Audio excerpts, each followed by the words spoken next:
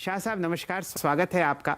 और इन परेशानी के दिनों अगर आपकी शांत और बहुत ही ज्ञानवर्धक आवाज़ सुनाई दी जाए तो वो सबके लिए फ़ायदा लाएगी। बताइए, क्या कठिनाई के दिन भारतीय बाज़ारों के लिए पूरे हुए? हम लोग लगभग 2200 पॉइंट का करेक्शन पीक से देख चुके हैं और अब कुछ हरा निशान वापस पर दिख रहा है। आपके चेहरे पर भी थोड़ी सी मुस्कुराहट है। मुस्कुराहट तो शैल भाई कल थी, बिकॉज सस्ते दाम पे इक्विटी मिल रही थी। आज तो महंगे दाम पे लेनी पड़ेगी। बट शैल भाई, ये जो इवेंट है वॉर की, वो किस तरह से शेप लेती है कहना मुश्किल है। तो in the near term volatility रहेगी एंड कुछ हद तक मार्केट एक बॉक्सिंग रिंग की तरह है, अंदर उतरे तो ये तो एक्सपेक्ट करना ही पड़ेगा कि कुछ मुक्के या कुछ घूंसे लग सकते हैं। मार्केट में नियर टर्म में वॉलेटिलिटी बनी रहेगी। यूक्रेन में क्या होता है, वेस्टर्न पावर्स रशिया के ऊपर क्या सैंक्शन डालते हैं, एनर्जी के दाम कैसे ऊपर नीचे होते हैं, ये सारी चीजें कुछ समय के लिए मार्केट को परेशान करती रहेगी। जी। तो शाह साहब, कल आपकी खरीदारी की लिस्ट में क्या क्या था? क्या आपने ब्लू चिप्स में खासा पैसा डाला? क्या आपको मिड कैप्स कुछ पसंद आए? कोई सेक्टोरल कॉल्स आपने ली जहां पर वैल्यूएशंस इंप्रूव होते हुए दिखे? शॉपिंग लिस्ट में क्या क्या था?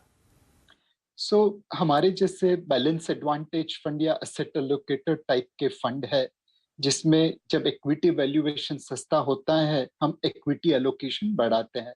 तो कल उसमें खरीदारी अक्रॉस द बोर्ड हुई, large cap, mid cap, small cap, because वहां पे हमें ओवरऑल इक्विटी एलोकेशन बढ़ानी थी।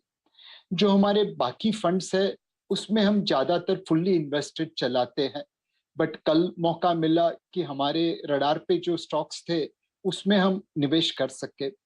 इस वक्त हम कुछ select banking and financial services names, industrial goods and capital goods, large cap IT और फार्मा सेक्टर के शेयरों में आउट परफॉर्मेंस दिख रहे हैं ओवर नेक्स्ट 1 ईयर और सो। एंड इसलिए वहां पे अपने प्राइस लेवल पे जब भी मौका मिलता है हम लोग खरीदारी कर रहे हैं। ओके, चलिए अब आता है नीलेश जी। जैसे वाकई अभी आपने कहा शुरू में कि अभी भी अगर आप देखें इस वॉर का अंतिम पड़ाव क्या होगा उसको कहना बहुत मुश्किल है। अभी हम बहुत अर्ली स्टेजेस में हैं, लेकिन अगर ये युद्ध सिर्फ रशिया और यूक्रेन तक ही भी सीमित रहता है तो भी अगर आप देखें इसका कमोडिटीज पर एक बहुत बुरा प्रभाव पड़ रहा है। वो स्क्रीन पे विजिबल है, एक्सपेंसिव अगर आप देखें इस वक्त हो रही है। इसका एग्जैक्टली अर्निंग्स पर भी इंपैक्ट पड़ेगा। हमने देखा, आई मीन हिस्टोरिकली अगर आप पिछले 2 क्वार्टर्स देखें एशियन पेंट्स की अर्निंग्स पे, उनके मार्जिन्स पे कितना इंपैक्ट पड़ा है। आप कमोडिटीज पे जो उसका प्रभाव पड़ेगा और जो कंपनियों के अर्निंग्स पे जो उसका प्रभाव पड़ेगा वो कितने समय तक देखते हैं? इस स्पेस को आप छुएंगे कि नहीं छुएंगे? कमोडिटी प्राइसेस ऊपर नीचे होती रहती है, एक डिमांड सप्लाई की वजह से, दूसरी जियोपॉलिटिकल रीजंस की वजह से। हमें लगता है कि अब कमोडिटीज में सप्लाई साइड पे थोड़ा प्रेशर ईज ऑफ हो जाएगा। चाइना में विंटर ओलंपिक्स खत्म हो चुके हैं, तो वहां से उनकी जो कैपेसिटी बंद पड़ी थी वो चालू हो जाएगी। डिमांड साइड पे भी थोड़ा मॉडरेशन आता हुआ दिखता है, जैसे सरकार फिस्कल स्टिमुलस अमेरिका और वेस्टर्न वर्ल्ड में पीछे खींचे, ब्याज की दरें बढ़े। तो 2021 में डिमांड ज्यादा थी, सप्लाई कम था। 2022 में डिमांड मॉडरेट होगी, सप्लाई बढ़ेगा और कमोडिटी प्राइसेस के ऊपर एक सॉफ्टनेस आएगी। ये pure demand supply point of view से है, बट इसके साथ जियोपॉलिटिकल रिस्क ज्वाइन हो गया है।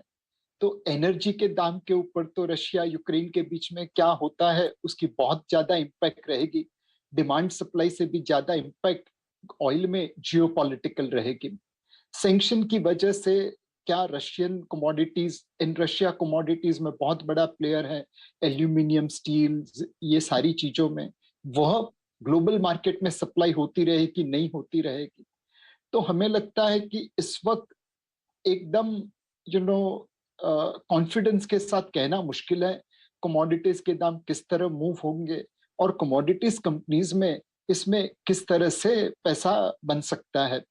इस वक्त हम ये कोशिश कर रहे हैं कि zinc, aluminium, copper and steel, ये 4 प्रकार की कमोडिटीज है।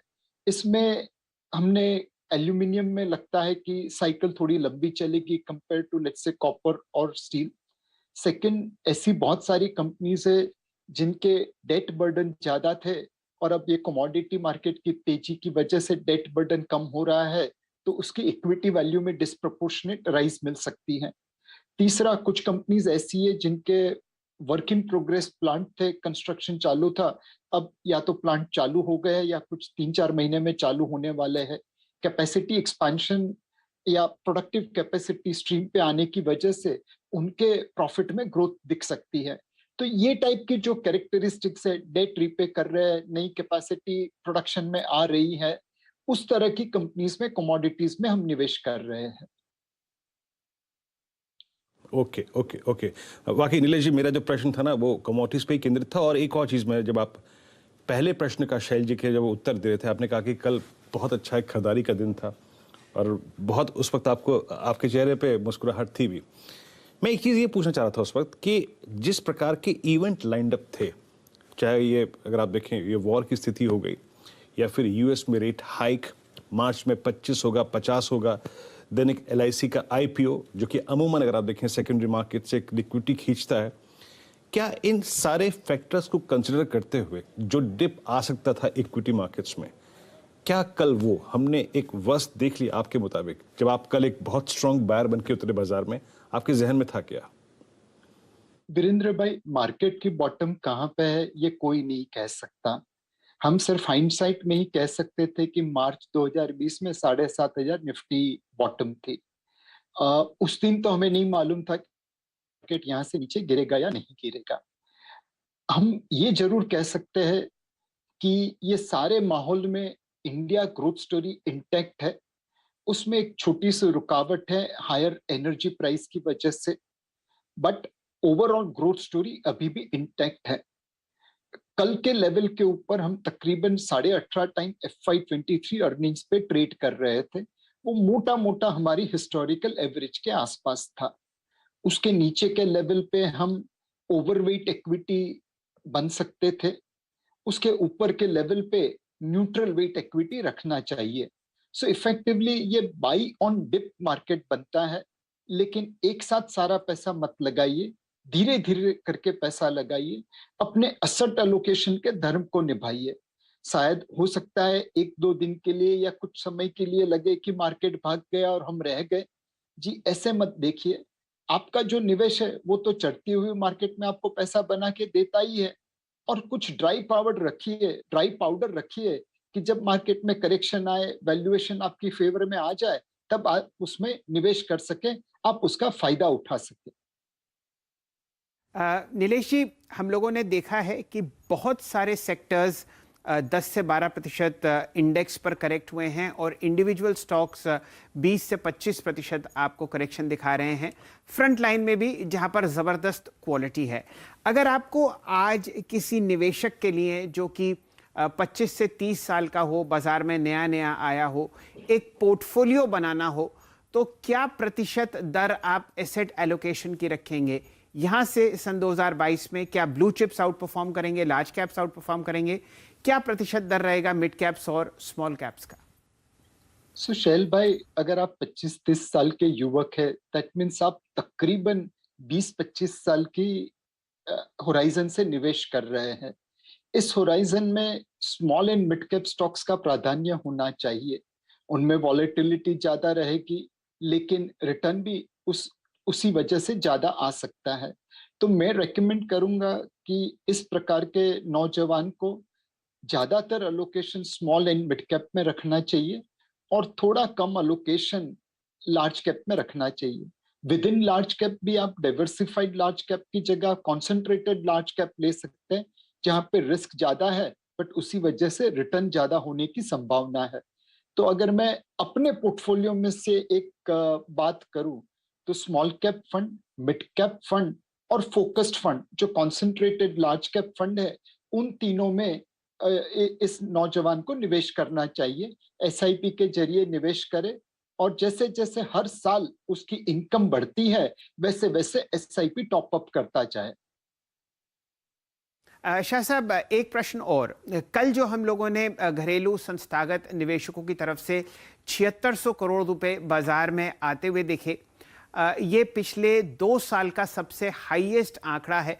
और आप जैसे ही व्यक्ति हैं जिन्होंने बाजार को संभाल रखा है लोअर लेवल्स पर बढ़िया पैसा डाल के एसआईपी के रूट में, एक तो इस ओवरऑल अमाउंट पर कमेंट कीजिए। 7600 करोड़ हमने लास्ट देखा था जब कोविड की पहली वेव आई थी, फरवरी 28 सन 2020। और यहाँ से आप बताइए कौन कौन से सेक्टर्स हैं जहां पर अभी भी आपको वैल्यूएशन चिंतित लेवल्स पर दिखती है, जहां से आप परे हैं? सो शैल भाई, एक तो मैं तहे दिल से शुक्रगुजार हूं उन सारे निवेशकों का जिन्होंने हमें कंटिन्यूअसली पैसा दिया है ताकि हम मार्केट में निवेश कर सके। कल मतलब बहुत बुरी तरह से मार्केट पीटा था एंड हमें डर लग रहा था, आशंका थी कि बहुत सारे फोन आएंगे, लोग पूछेंगे क्या करें अब, मार्केट इतनी जोर से गिर गया। फॉर्चुनेटली शैल भाई, 2-3 कॉल को छोड़ के किसी ने कॉल नहीं किया। हमने एक छोटी सी नोट बना के लोगों ने सर्कुलेट की। ज्यादातर रिस्पॉन्स यही था कि कब पैसा लगाए, कितना लगाए, ये बोलिए। नुकसान हुआ है आज का, बट ये मौका है खरीदारी का। तो ये जो मैच्योरिटी हमारे डोमेस्टिक निवेशकों की है, जिनके जरिए आज 3 करोड़ से ज्यादा निवेशक म्यूचुअल फंड में निवेश करते हैं, जिनके जरिए हमें 11,500 करोड़ से ज्यादा पैसा प्रति माह सिस्टमेटिक इन्वेस्टमेंट प्लान में आ रहा है, हम उनके शुक्रगुजार हैं। उनकी बदौलत कल हम मार्केट में खरीदारी कर सके। यहाँ से हमें लगता है कि अभी भी कुछ स्टॉक्स ऐसे हैं जहाँ पे फ्लोटिंग स्टॉक कम है, लिक्विडिटी कॉन्सेंट्रेटेड है और उस वजह से वैल्यूएशन अपने हिस्टोरिकल एवरेज से काफी ऊपर है। यह कंपनीज के बिजनेस बहुत अच्छे हैं, लेकिन वैल्यूएशन पॉइंट ऑफ व्यू से रिटर्न की गुंजाइश थोड़ी कम लगती है।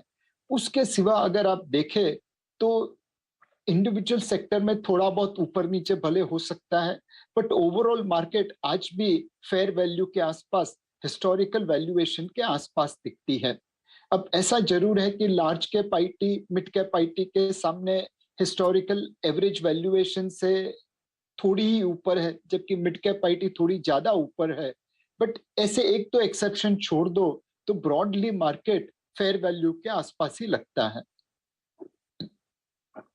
वाकई वाकई नीलेश जी, मैं इनफैक्ट इसी पे आ रहा था। जब आप लास्ट 2 बार आए ना, तो इनफैक्ट ये प्रश्न शैल जी ने भी पूछा था, मैंने भी पूछा था कि लार्ज कैप आईटी तो भाग ही रहा है, लेकिन mid cap IT is following into A trajectory जो कि आप उसे कह सकते हैं मोर देन एक्सपेंसिव। लेकिन ये प्राइस डैमेज पिछले लास्ट 3 महीने का काफी सिवियर था नीलेश जी। आज निफ्टी आईटी टूने डिमा पे खड़ा है, लेकिन आप स्टिल अगर आप देखें इन कंपनियों के हायरिंग प्रोग्राम्स को, अभी इन्फोसिस ने अपने हायरिंग प्रोग्राम्स के बारे में टिप्पणी करी, आपको लगता है क्या है ये प्राइस री एंट्री के लिए फ्रंट रन आईटी में और मिड कैप आईटी में है कैसा? हम लोग लार्ज कैप आईटी में अभी भी बुलिश है। मिड कैप आईटी में हम बहुत सिलेक्टिव हो चुके हैं बिकॉज वैल्यूएशंस थोड़े अपने फंडामेंटल से आगे है। ऐसा नहीं है कि मिड कैप आईटी 2000 की तरह बबल में है। मिड कैप आईटी अपने फंडामेंटल से थोड़े आगे चल रहे थे। पिछले 2-3 माह के करेक्शन में गैप थोड़ा कम हो गया है, बट अभी भी गैप है। इसका मतलब ये नहीं है कि मिड कैप आईटी के दाम गिरेंगे ही गिरेंगे। हो सकता है कि वो टाइम करेक्शन दे दे, 3-6 महीने यही दाम के आसपास रहेंगे तो फंडामेंटल्स कैचअप कर लेंगे। इस वक्त मतलब हम लोग ओवरवेट लार्ज कैप आईटी है और थोड़ा सिलेक्टिव है मिड कैप आईटी में। हमें लगता है वहां पे आइदर प्राइस या टाइम या दोनों करेक्शन की अभी भी थोड़ी मात्रा बाकी है।